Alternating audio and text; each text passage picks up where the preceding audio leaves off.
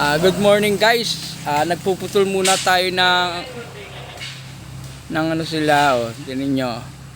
Kahoy. Tatamaan ng niyog na pinuputol nila mga guys.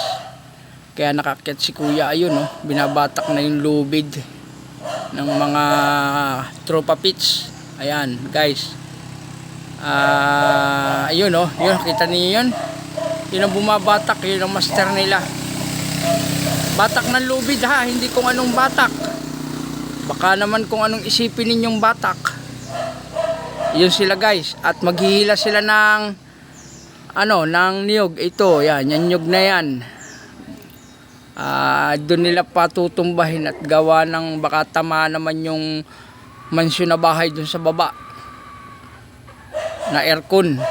Kaya iniiwas nilang maayos nang walang mapahamak kahit isa, nang ang buhay-buhay ay tahimik. Hanggang dito na lang sa inyo at maraming salamat. Bye-bye.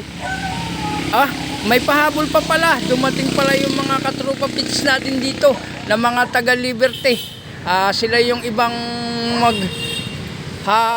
magbabatak. Kaya okay ang ang kanilang formation dito. Marami-rami naman palang magbabatak. Narito sila, oh. Kita nyo yan. Yan ang mga katulong magbatak ng niyog. Mabuti. Baka kung anong isipin ninyo, andyan silang lahat, oh. Ay, kumpleto yan sila, oh. Ayan pa. Yan yung isang siga ng Liberty, oh, dumating. Ayan. Sige na, at hanggang dito na lang guys. At maraming salamat. Bye bye.